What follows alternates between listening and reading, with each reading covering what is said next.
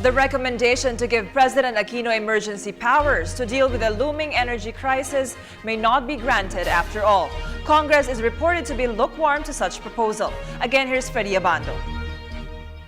For now, there is no need for the President to be granted emergency powers by Congress to address the looming power crisis for the summer of 2015.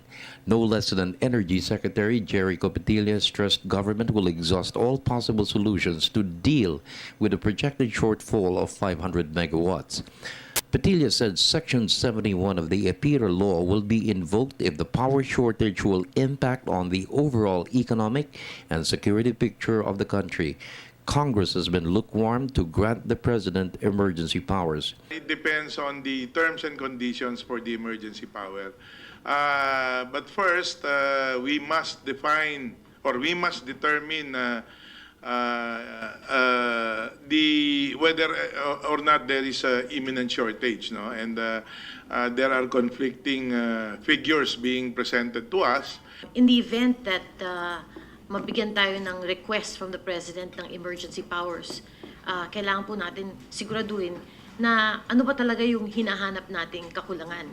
And then ano yung sistema para natin mapuno yung kakulangan. So we're not just concentrating on or focusing on the supply, but also equally on the demand.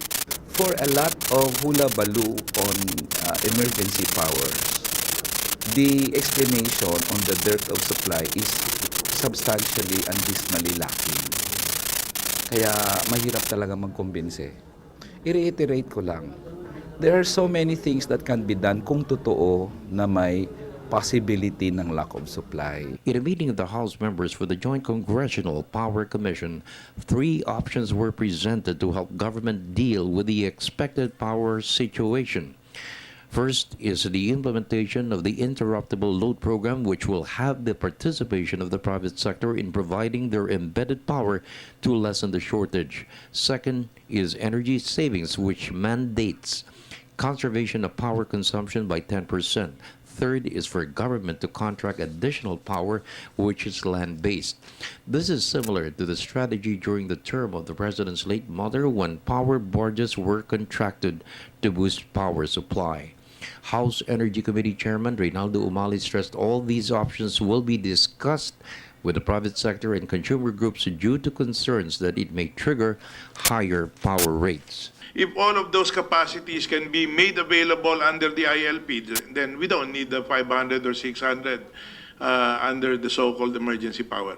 But we may still need emergency power to make this ILP mandatory because as it is now, it is only voluntary. For the People's Television Network, this is Freddie Abando reporting.